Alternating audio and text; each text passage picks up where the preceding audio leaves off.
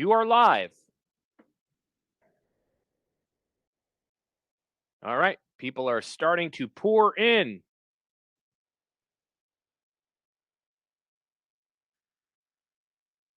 Beautiful. Hello, everyone. Hello, hello, hello. Just going to give it a couple minutes before we go into the presentation. Make sure everyone is able to get into the webinar without any technological malfunctions happening. Hey, Martha. Brittany is going to be in the chat area. Brittany's from our office. She's in the chat area. She will collect Christine, Jill, Mike, Colleen, Art, Robin. Hello, everyone. Lori. She'll collect any questions that you might have at the end. I'll maybe answer some of the questions that pop up. Obviously, if it's hyper, focused on your plan, it's not the right venue to do that. But if it's more evergreen in nature, we can address it. Oh my God, I can't say hello to all of you. Thank you guys so much for being here with us. How are we looking attendee wise? This is, I tell you what, I think we have like 500-600 people who want to be a part of this darn thing today. So this is obviously a topic that has struck a chord. Someone's raising their hand to speak. I do not think we're going to let someone speak in here. Okay. All right. People, the attendee list is still kind of pouring in. So give it like just one more minute, y'all. Thank you for your patience. We're going to record this and throw it on YouTube and then send an email out to everyone. So if you get pulled away, if your phone rings, if you just get sick and tired of hearing my voice, we will have it recorded and we will be distributing it by way of YouTube so you can watch it at your own pace. Or if there's something in here you're like, I need to, what you'll see when we go through the slides, net, the bill is going to save most all of you money in taxes, but it's not going to be with less confusion. There's a lot of progressiveness, dates, years, permanency, phase outs that you're going to have to be conscious of. So if there's something that I talk about that you want to dig into granularly, you'll have a copy of the presentation. And of course, just call our office, lean into us, let us geek out.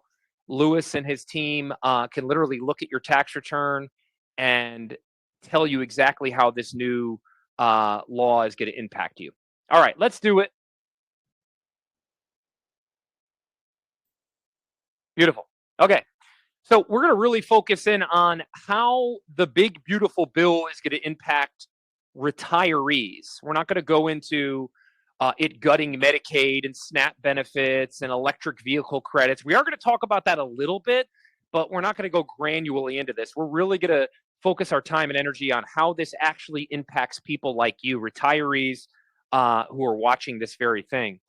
Here's our compliance slide. Read every word of that. In a nutshell, anything that we talk about or any strategies that we march out there, run by us in the office first, because like I said, there's a lot of progressive elements of this bill, whereas if you draw a little bit too much income, you might disqualify yourself for certain deductions that might be at your disposal. Okay, like I just said, so some of the nerds out there are going to love all the little granular details about this. The free spirits, on the other hand, are going to be like, is it good or is it bad? Okay, this is the slide for you. 62% of taxpayers are going to pay less in taxes because of the passing of the big, beautiful bill. Now, when I saw that number, I said, oh my gosh, well, what about the other 38%? You need to remember 35% of Americans don't pay any taxes. So net, like 95% of civilization in America are going to pay less in taxes because of the extension of Trump's Tax Cuts and Jobs Act. And then on top of that, the big, beautiful bill. Okay. Now, who are the lucky or the unlucky 5% who have to pay more in taxes? The highest wage earners. Now, you'll hear oftentimes people would say, this is going to add $3.4 trillion to the deficit over the next 10 years. That's from the Congressional Budget Office. What they don't elaborate on that in saying is the assumption of the added debt to the deficit is assuming that the current Tax Cuts and Jobs Act expires and we go back to the old code. Because the old code had higher marginal brackets, it had the lower standard deduction, along with a bunch of other added benefits that I'm about to unpack. So I think that's a little bit intellectually dishonest when people go, this is going to add $3.4 trillion to the deficit.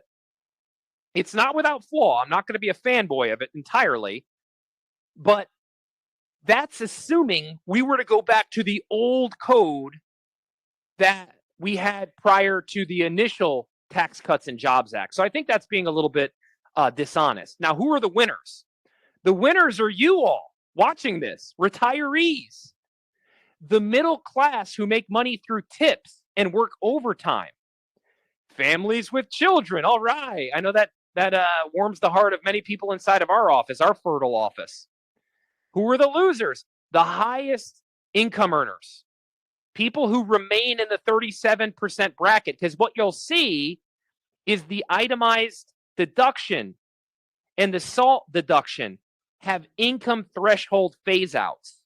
So if you're the highest wage earner, you don't get to realize a lot of these added benefits that are in the big, beautiful bill. And then finally, another loser would be the corporations. They're not losers per se, but a lot of people thought when Trump got reelected, he was going to throw the corporations a bone. He was going to drop their corporate tax rate. In fact, I think he even said it on a soapbox. He actually said, I'm going to lower taxes on corporations. He did not. Corporate tax rates remain the exact same. And in fact, he put some hurdles in the code as it relates to charitable giving. You need to reach certain thresholds in order to realize any benefit from charitable giving. So the winners, retirees, the middle class, people who earn tips, overtime workers, people with families. The losers, the highest earners in our country, and corporations. I know that goes against the the media's narrative, but that's the facts when you actually look at how this impacts the code. Maybe the most important element of the big, beautiful bill is it gives us some stability in the code. It extends the Tax Cuts and Jobs Act's marginal rates permanently. Okay? So you have the very same marginal rates indefinitely. Now, we know in Washington, nothing is permanent. The next administration, if there's a blue wave, they might come in and vote on a new tax bill. But a lot of the provisions you're about to see, including the Tax Cuts and Jobs Act, that was due to sunset at the end of this year. And we were going to be forced to go back to the old code. This has been voted on in a way where the marginal rates, the brackets, are permanent, along with long-term capital gain rates and qualified dividends. That, from my perspective, as someone who counts beans and looks into the future decades in advance, is tremendously important because we know we're not going to see a lot of fluctuations in the code for the foreseeable future. So that's maybe one of the most important elements of the big, beautiful bill. Now, the standard deduction, also part of the Tax Cuts and Jobs Act, Trump's first kind of feather in his crown. He doubled the standard deduction, right? So the standard deduction is now permanently increased. If you're an individual under 65, it's $15,750. Married couple filing joint, $31,000. So your standard deduction has been increased permanently, and then this is going to impact a lot of you. This is how it got sweeter. If you're over the age of 65, you're now eligible to claim what's called a bonus deduction of $6,000. Now, this is not permanent. This is from 2025, this year, through 2028. So you have a short period of time that you get to take advantage of this bonus deduction.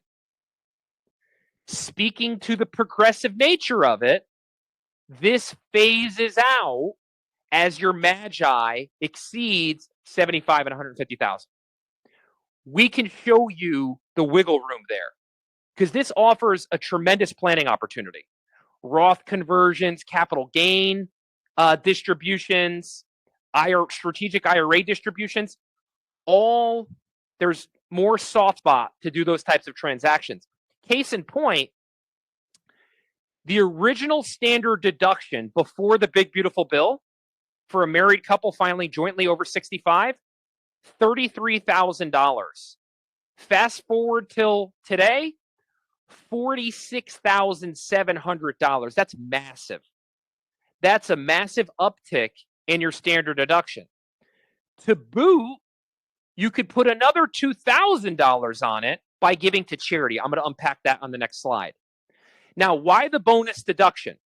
If you remember, one of Trump's campaign promises is he said, we're not going to pay tax on our Social Security. Well, he wasn't able to get that done. The equation used to calculate the tax on your Social Security is the same equation that they've been using for the last 40 years. That hasn't changed. However, by adding the bonus deduction for people over age 65, it's estimated that 88% of Social Security recipients will no longer pay tax on their Social Security.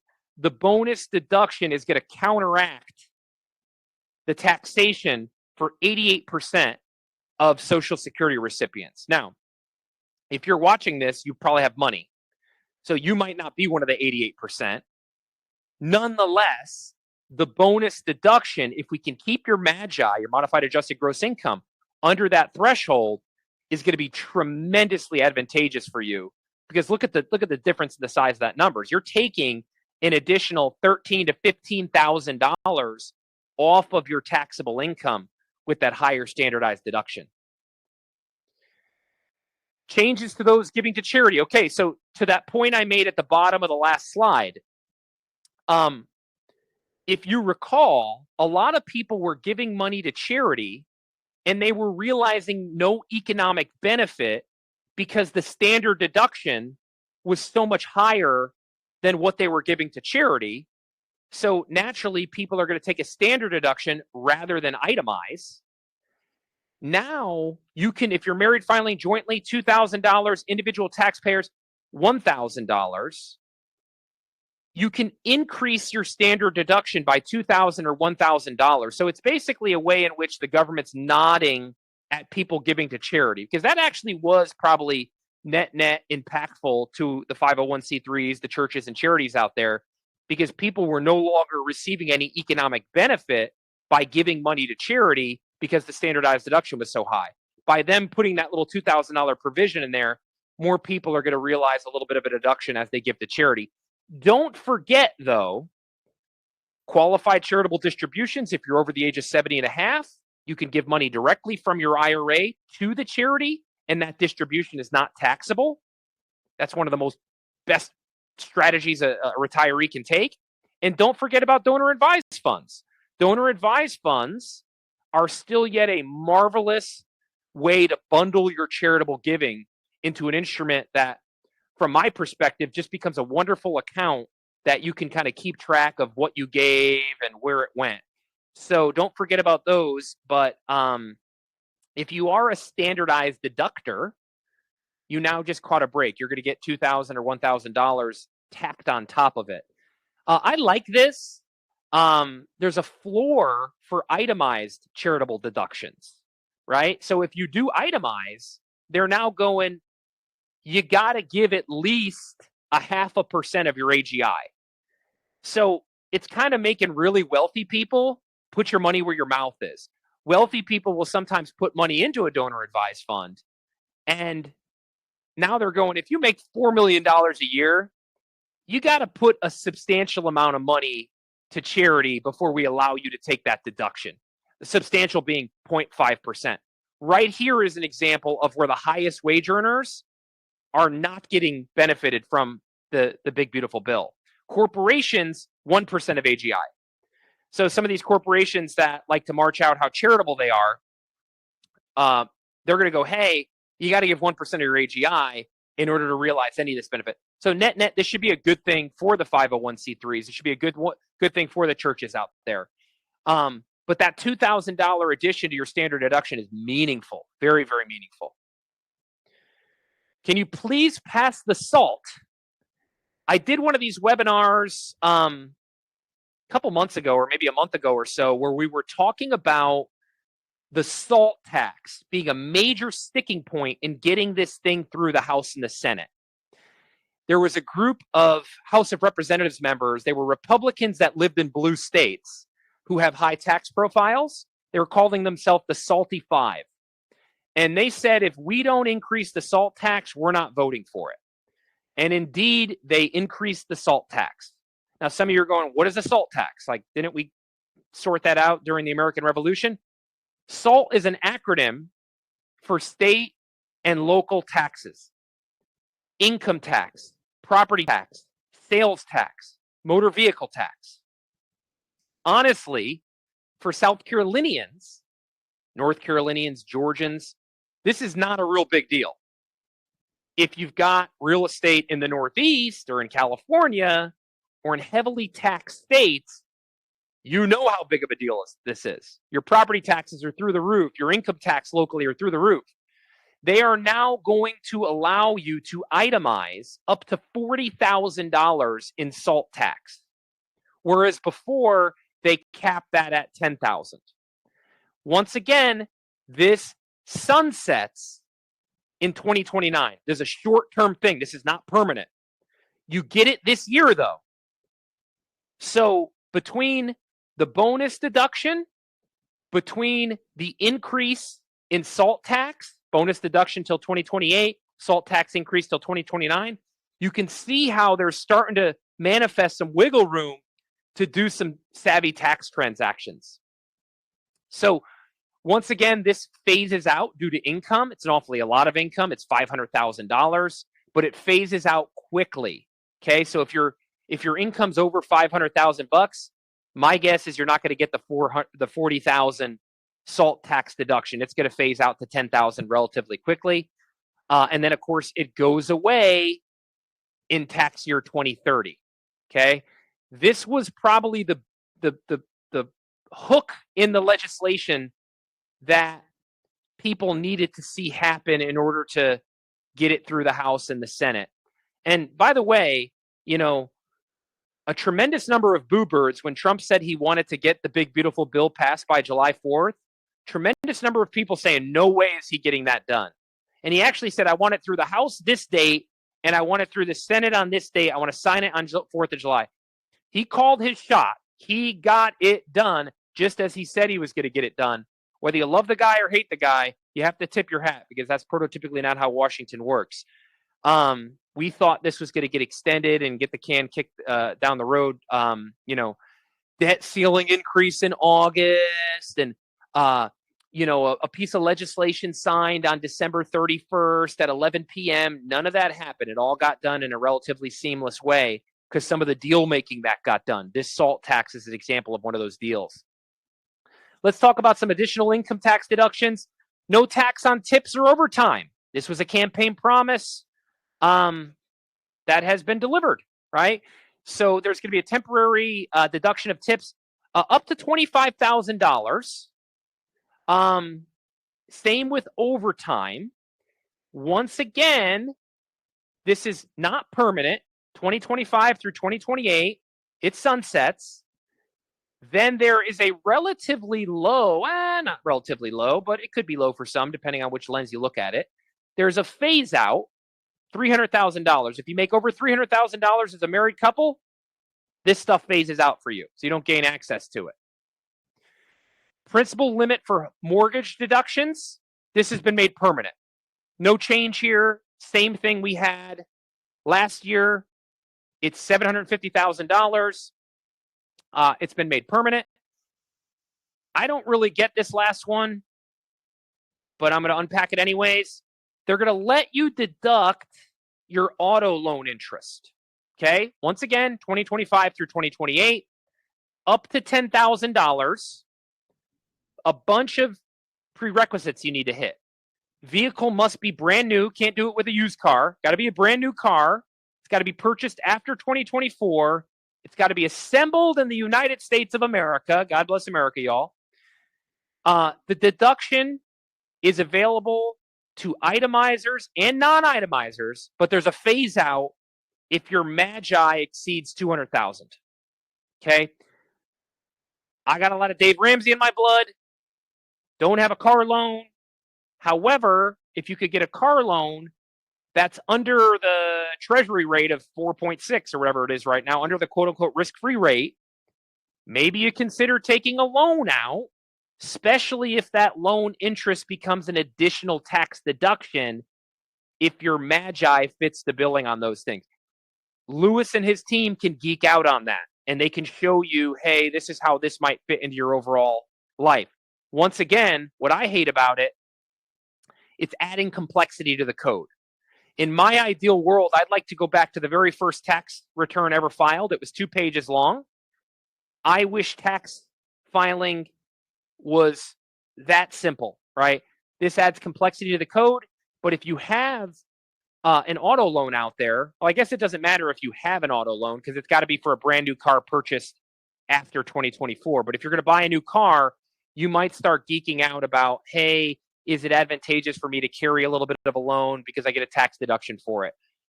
I don't know. My gut tells me be Dave Ramsey here, but something to consider. Look at my beautiful tax credits in the field of honor. That's my family.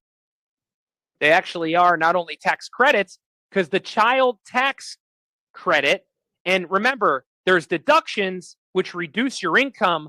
There's credits which remove taxation altogether. Credits are the holy grail of tax savings. So child tax credits are now $2,200. Once again, this is permanent, and there's an adjustment for inflation thereafter. And for any of you who think it's gross that I called my beautiful children tax credits, it was a joke.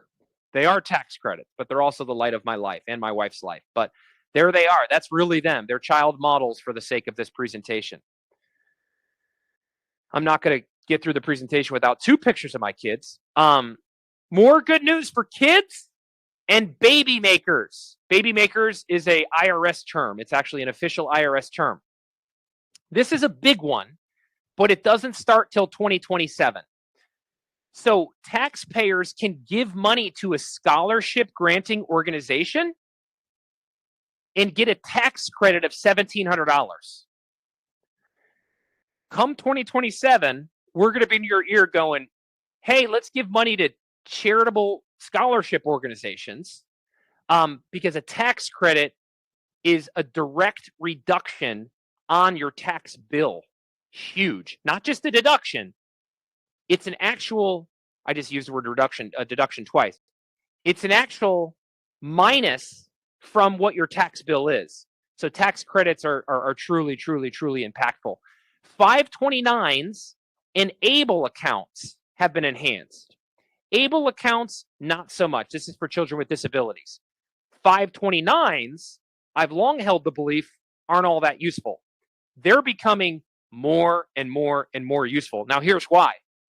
They're going to let you take 529 deductions tax-free, elementary expenses, homeschool expenses, secondary academic institutions that aren't liberal arts degrees like trade schools. So more and more has been opened up in what's called a qualified higher education expense, as well as homeschooling, as well as elementary expenses. This could be a good way for grandma and grandpa to get a state tax deduction, and that money becomes utilizable by their children sooner rather than later. What I hated about 529s is like you put your money in there, it screws up your FAFSA equation. It has to sit in there until your kids are 18, and it gets blown through on a useless education, which we don't even know what college looks like 20 years from now. Now you could use it relatively quickly. In fact, if the money sits in the account for like 2 weeks, you get to get the state tax deduction. It gets utilizable relatively quickly because you could use it for elementary expenses, some elementary expenses, homeschool expenses as well.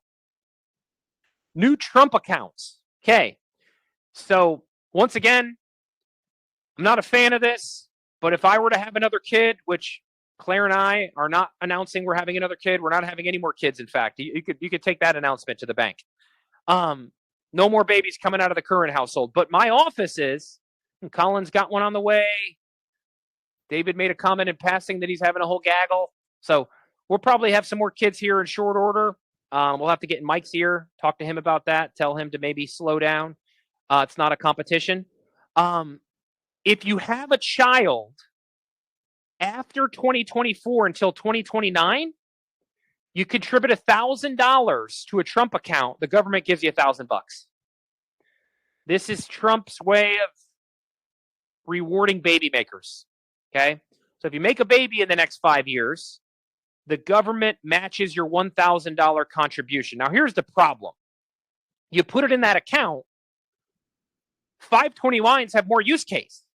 So why would you put a bunch of money in a Trump account? It doesn't make a lot of sense. What I've heard is the government is going to make Trump accounts usable for companies.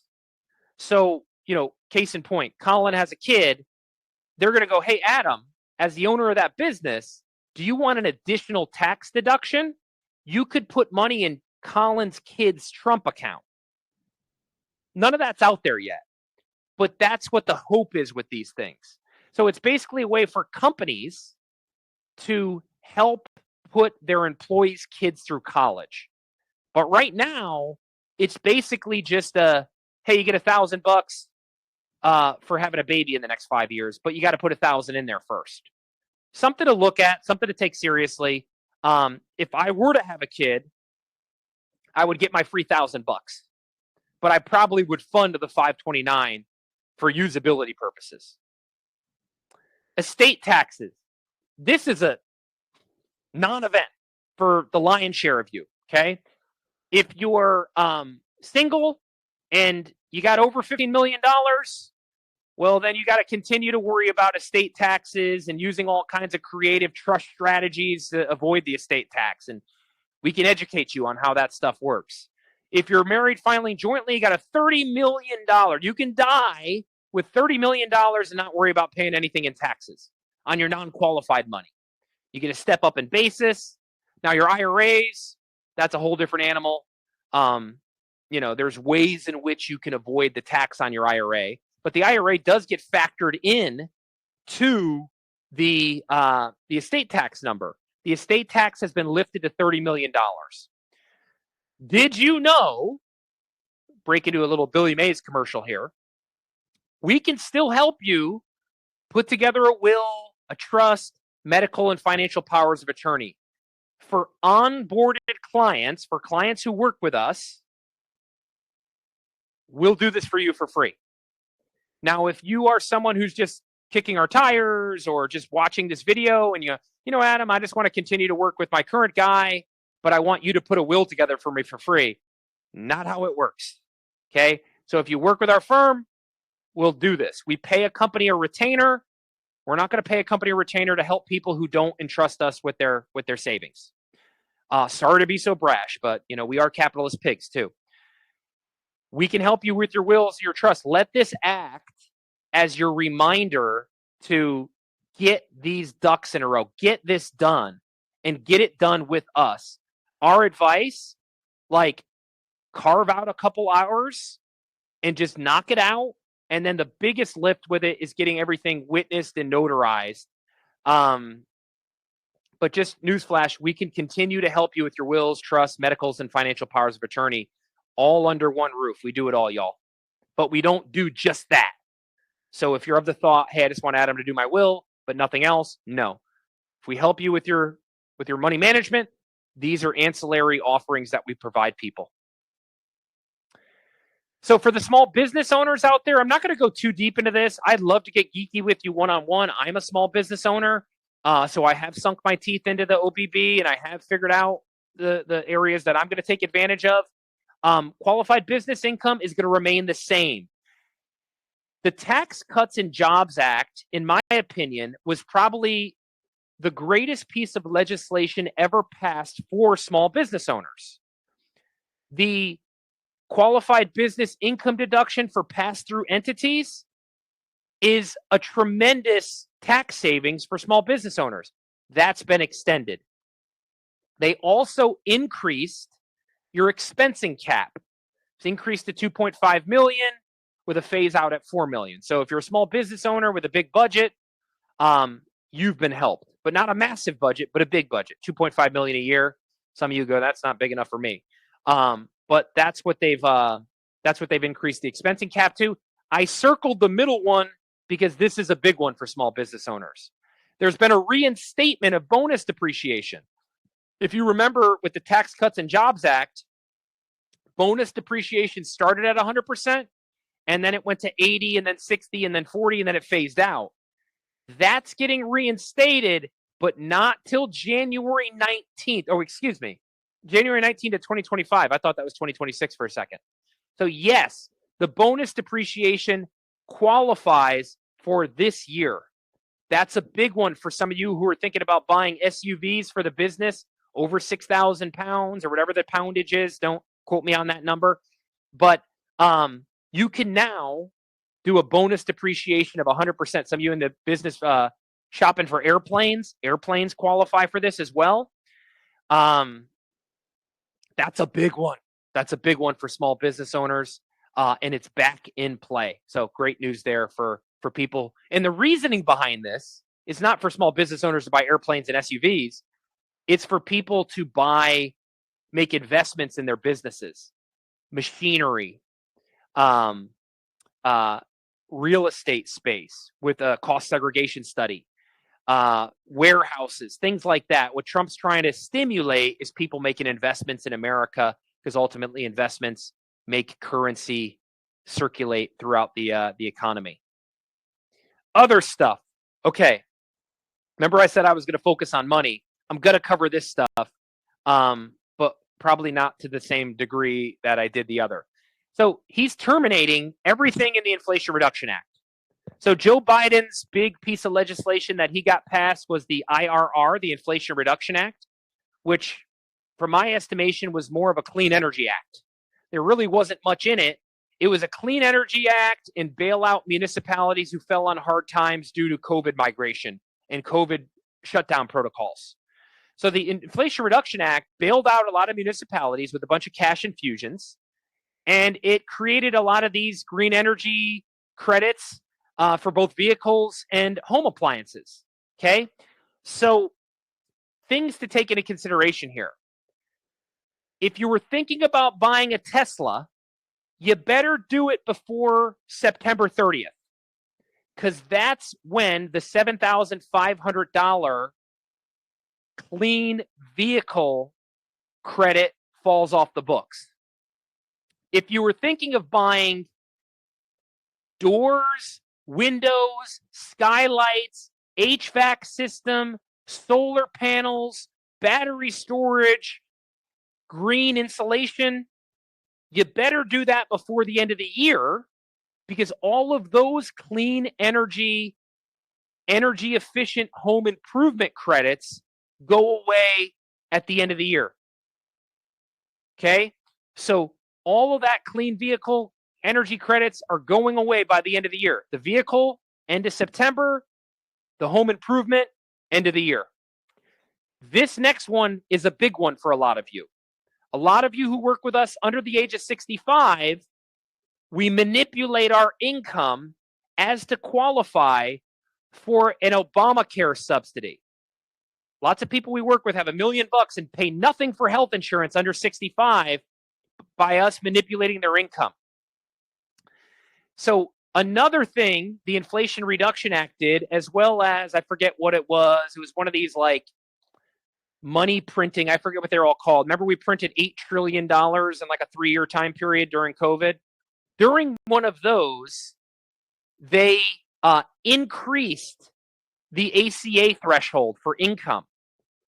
That is due to go away at the end of the year. Okay? So if you remember, if you're gaming this, you know it used to be a cliff system. Your income falls above a cliff, you get no subsidy. During COVID, it became a graduated system. So it was, hey, if your income's this, we'll give you a little subsidy. If it's this, we'll give you less of a subsidy. If it's this, we'll give you a full subsidy. All that's going away.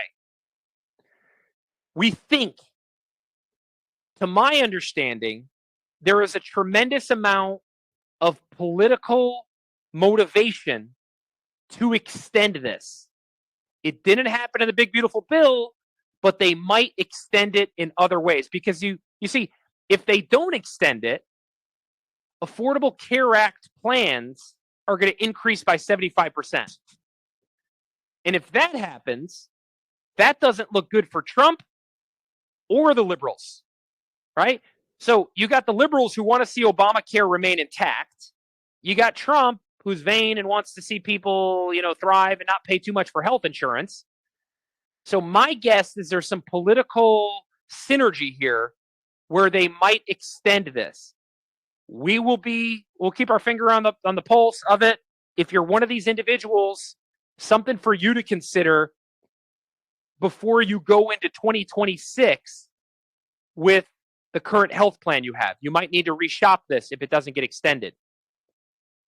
Some university endowments are going to get taxed more. Now, before you start crying victim, university endowments, only 56 schools in the nation will be impacted by this. And here's why they're impacted by it. University endowments only pay 1.4% in tax on investment gains, whereas us, we pay 15 to 20, and if it's a short-term capital gain, it's even more, 35%. University endowments only pay 1.4. What Trump said is, hey, the point of those endowments is to use the money for kids who don't have enough money to afford school. Some of you have $2 million per student in your endowment. You have billion-dollar endowments, and you're not using the money for research, financial aid. You're not using your endowment. So what he's saying is if you've got more than $2 million per student, active student in your school, in your endowment, we're going to tax you. We're going to tax you at 8%. Now go figure the schools that have that. The Ivy Leagues, a lot of the schools that were most critical of Trump. But most universities are not going to fall into this. And quite frankly, if they do fall into this, why aren't they spending the money? Why aren't they using their endowment on their students and for R&D projects and for charitable causes? Maybe they have a good reason, but that's Trump's reasoning. He's saying we want to tax you if you're not using the money for immediate use cases. Student loan repayment. I know some of you were like, maybe they'll forgive my student loans. Nope, not happening. In fact, Trump's saying you better start paying your student loans back, and you're going to pay them either through this system or that system. He simplified the schedules at which you're going to pay them. I'm not going to go into the details. Some of it's like AGI based, so how much money you make. He's not going to make you, fork over all your money. But to my understanding, it's like 10 years or 25 years. You can amortize those over. But you got to pay your student loans. So if you were sitting on the sidelines hoping that the government was going to eliminate your student loans, Trump said that ain't happening. There's going to be additional spending on the southern border and on defense. He's going to create the wall. He's going to do the Golden Dome. Also, have you seen the pay packages for those people who are working in ICE? They're all going to be making like $100,000 with an opportunity to make bonuses up to an additional $46,000. So if you got a kid living in your basement, maybe they want to go work for ICE because they pay well. Not the swankiest of work, not the cushiest of offices, but they pay well and you're doing important work. So what you'll hear from the media is that the big, beautiful bill is going to gut Medicaid. It's going to gut SNAP. It's going to destroy rural hospitals. Y'all heard that one before. Because of the big, beautiful bill, you're kicking people off of Medicaid. Here's what it's doing. The work requirement for able-bodied people to collect Medicaid was 40 hours. Now, able-bodied, if you're not able-bodied, you're on disability. Okay? So these are able-bodied people who just were not making enough. So now it's 80 hours per month. Okay, so you used to have to work 40 hours per month in order to collect Medicaid and SNAP. And if you were able-bodied, now you need to work 80 hours per month, and they're going to audit that closer, right? Because what they found is a lot of people are taking advantage of SNAP and of Medicaid. They're able-bodied, and they're not actively looking for jobs. Because the other thing is, if you're actively looking for jobs, right? If you're actively looking for jobs, obviously you can't work 80 hours per month. So people were taking advantage of it, saying, hey, I'm looking for work. No one's willing to hire me. The job market's so hard, even though the job market's as good as it's ever been. So I want to continue to collect, food assistance and continue to get free healthcare through Medicaid. They're going to audit it closer, and they're going to require people work a little bit more. And if you're an illegal immigrant, you are no longer going to qualify for these benefits. So is this going to impact people? You bet. It's going to impact a lot of people. The reasoning behind it is, if you're able-bodied, we want to see you go work. If you're an illegal immigrant, you shouldn't be able to come here and get a free ride on Medicaid and SNAP indefinitely. Now, there will be safety nets in place, but will people be impacted? You bet. But that's what he's doing to Medicaid and SNAP. He's not gutting it. He's increasing the hurdle to collect it. So what are some tax strategies you should consider? I've kind of alluded to a few of them. There's more wiggle room for Roth conversions, cutting with a paring knife, not heavy-handed Roth conversions, not massive Roth conversions, because massive Roth conversions are going to cause you to hit all those phase-out thresholds. But if you want to do small, calculated Roth conversions, or just strategic IRA distributions, you want to pull some more money out of your IRA, you have a window this year until 2028 where you can do those with a little bit more wiggle room, particularly if you're over 65. If you're over 65, you're going to get that bonus standard deduction. And I just put one last warning. I said, hey, be careful. Everything that I just outlined, with exception to the marginal rates are permanent, they're clean. The tax on tips, the bonus deduction, the SALT tax, the overtime, the car loan, all of that stuff has income phase outs. So just be careful before you do this on your own. Let us do some math with you. This also helps with taking capital gains, right? Capital gains are progressive. If you stay underneath the 22% bracket, you pay nothing in capital gains. Well, the standard deduction bumps you up there. So you've got more wiggle room to harvest capital gains, reset your cost basis. 529 distribution strategies. Say you've got kids or grandkids in private school. Let me tell you what I do. My kids were in public school. We're going into private school. That starts in about 1 week. And as much as we've enjoyed the summer with our kids, I think Claire and I would both agree it's going to be nice to get them back on a regular schedule. I have to pay tuition now, whereas when they were in public schools, it came out of my tax dollars. Don't get me started on that. I know some of you guys are bitter about that. You don't have kids and you still have to pay it. But now I put money into a 529 plan. So long as it sits in there for 2 weeks, I can pull it out of the 529 and pay my kids' tuition. Okay? That's what we call a contribution distribution strategy.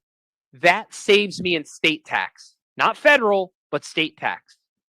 That's something the big, beautiful bill opens up the floodgates for you to take advantage of, even as grandma and grandpa.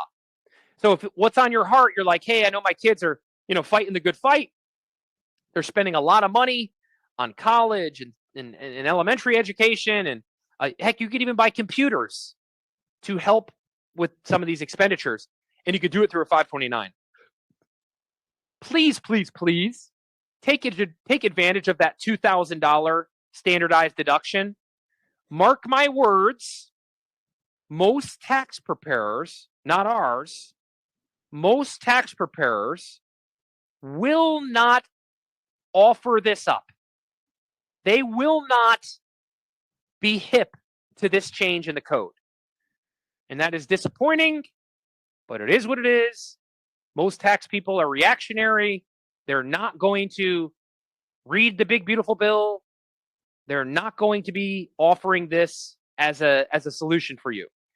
If you're married filing jointly, make sure you take that additional charitable giving deduction on top of the standard deduction. It's $2,000. If you're single, it's $1,000. Qualified charitable distributions and donor advised fund contributions are still really, really smart. It's still a very wise strategy for many of you to employ. We could do the math on it as to how that works. Small business owners with the QBI deduction, we're big fans of what's called a wage strategy. If you own a small business, be mindful of how much you pull out by way of W-2, how much you pull out by way of shareholder draw, make the W-2, maximize your above-the-line employer-sponsored contribution,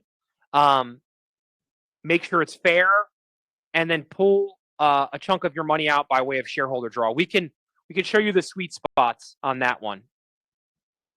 With that said, we can do it all, y'all. We can show you the sweet spots. Our tax preparation division that we created for tax year 2024, my God, was that a screaming success. It was so successful that we've doubled the size of the division. It's still Lewis and Taylor's baby, but they went and poached two of our most productive employees. We're moving Catherine and TJ from Curran into their office, whereby they're going to create more synergy between our office and Lewis's office. It's going to be incredible. I think year one was incredible. We're going to get better at it because we now have two people who know how our office works. Not that Lewis didn't, but Lewis came to us with a skill set of tax prep, tax knowledge. We now have two people from our office who know how the wheels are cranked around here, working hand in hand with Lewis and Taylor to bring these two pieces together in a more synergistic way. I think it's going to be huge. It'll also give us more bandwidth. We got a negative review the other day from a lady. She's like, you said you wouldn't do my taxes. That's true. We said we're only doing taxes for people who are all in with us in year one. And the reason was because we didn't want the tax work to suffer. If we let every single person under God's green earth get their taxes done by Lewis and Taylor, they would have hung their shingle, they would have been inundated with work, and they wouldn't have been able to create this utopian vision that I had is, what if tax preparers actually looked at you in the eyes, not from behind a pile of tax returns, and actually spent a little bit of time giving your return some tender love and care? So we're beefing up their operation by taking a couple people from our office who know a heck of a lot about Schwab and our systems. So if you didn't work with them last year, kick their tires. Lewis will be the first one to tell you, for me, this is a loss leader. This doesn't add any revenue to me. The revenue stays with Lewis and Taylor, which they so rightly deserve. They should be making more money as far as I'm concerned. But he will be the first one to tell you, you should stay with your preparer. Continuity in preparer is tremendously important.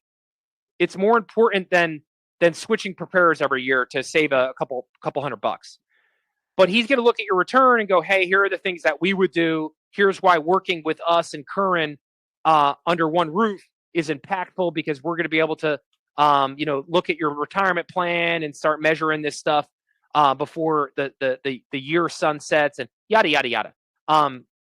So if you're not working with them, kick their tires. If you are working with them already, their office just got bigger, more manpower, and more mighty. So that's great. And if you're not working with us, period, hopefully this is the motivational element to do just that.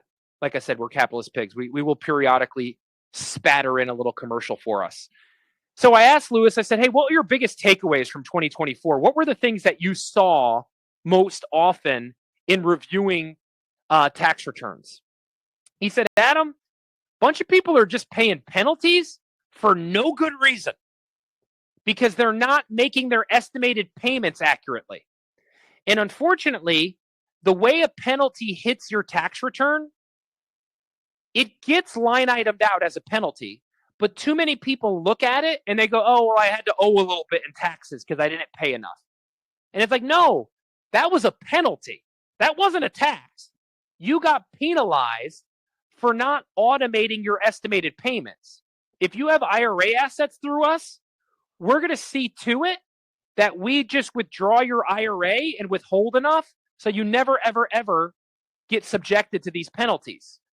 If you don't have IRAs or you're under, IRA distribution limits, you're just going to want to spend a little bit of time and make sure you hit that estimated payment windfall provision. It's like 110% of your income from the previous year. Or if your income is dropped, you just kind of want to measure periodically, which unfortunately too many tax people do not have the time, the energy, or the resources to do this. We're creating an environment where we can do this for you, okay? So don't subject yourself to penalties. People missing easy above-the-line deductions. Above-the-line deductions are not like esoteric tax strategies. Like, this is child's play. And it's all like, this is not something you're going to get audited on either. Like, it's an easy one. The IRS is not going to like rake you over the coals for taking an above-the-line deduction. So he said too many people are not taking spousal IRA contributions. Too many people are not making HSA contributions. Too many people are not taking advantage of their company-sponsored retirement plan. This is easy stuff. A trained eye who has an eye on retirement planning is going to be able to pick out quickly. As it relates to IRA distributions, Roth conversions, we're big fans of what's called bumping the 22% bracket.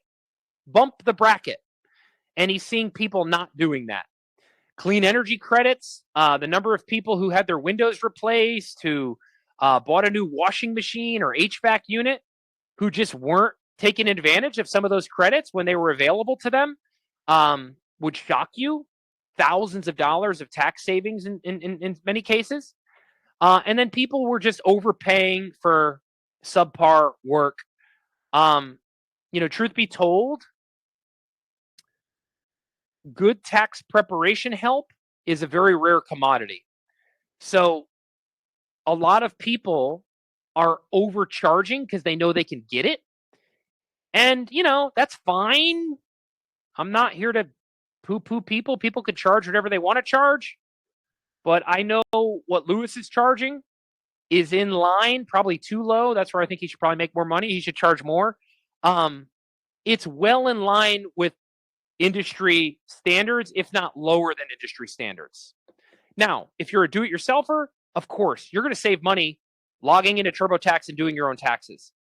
But if you want to work with a professional, I think you'll find his cost structure, it's cheaper. It's cheaper than what most people are charging. And he's seen some, downright predatory costs. Little old ladies paying thousands of dollars for tax prep. And it's like, for what? You got a rental property and a couple 1099s. That's inappropriate. So that's the other thing that he picked up on. Hey, this is fun. We are bringing back Oktoberfest. Save the date. Truth be told, we wanted to do it last year, but one of the venues we worked with decided to host a drag queen story hour. And I said, I'm not giving them any of my money. That's how we roll. But that venue is now under new ownership. See how funny how that works too, You decide to do the drag queen show and then you no longer have enough money to run your business. Sorry, not sorry if that offends you. We're doing it again. Okay? Charleston's going to be September 30th. Myrtle Beach, October 9th. That's going to be at Black Drum. If you're in Myrtle Beach, you want to go to Charleston, you're welcome to do that. If you're in Charleston, you want to go to Myrtle Beach, you're welcome to do that. The location in Myrtle Beach is actually in a beach resort. I think my family is actually going to stay up there for 2-3 days and actually enjoy a Myrtle Beach late summer. You probably get a good price on a room, too, because it's not summer, right? For our friends in Georgia, Bluffton, Hilton Head area, we are not pulling this together for y'all. I know we just did that event at the Mighty 8 that I got to see some of you at. Maybe we'll pull it together, but it's not on the books quite yet. So my advice to you is jump in a car, come have a Charleston weekend, come to what many think is our favorite event. We make all of our men wear lederhosen, and we make all the women wear drindles. The women are actually not made to wear drindles, but the men are guilted into wearing lederhosen, and most of the women gladly wear drindles.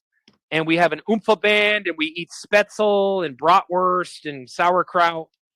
It's not a big talking event like this where I go over stuff. That's usually our State of the Union. But it's a client event. It's a great referral event. We want to grow by replicating people like you. So please invite a friend. If you've come to this thing before in the past, you'll know it's not like a timeshare. We don't make it weird. It's literally about like just looking silly, celebrating, and listening to German music. Some of you were like, well, why is it in September if it's Oktoberfest? Actual Oktoberfest is in this window of time. It's in September. Okay. Maria looked it up. So dust off your drindle or your lederhosen, invite a friend. We want to grow by replicating people like you. We think the work that we're doing here is special. We think it's different. We think it's better. The mere fact that we know so much about tax code, we have the tax preparation people, we have the ability to do the estate planning documents. Why wouldn't you share our name and number with someone who you think we might be able to help? And then finally, with that, God, I sound like just shameless plug McGee here, but friend us on social media, subscribe to our YouTube channel. The truth is it's harder and harder. We try not to litter your inbox. You know, there's some companies that will send you an email monthly or weekly. We only send you an email if it's something important like this, right? Because we know if we send too many emails to you, you'll suffer from email fatigue. But we want to actively communicate with you. The best way for us to actively communicate is being our friend on social media and subscribing to our YouTube channel. And then finally, give us an honest review.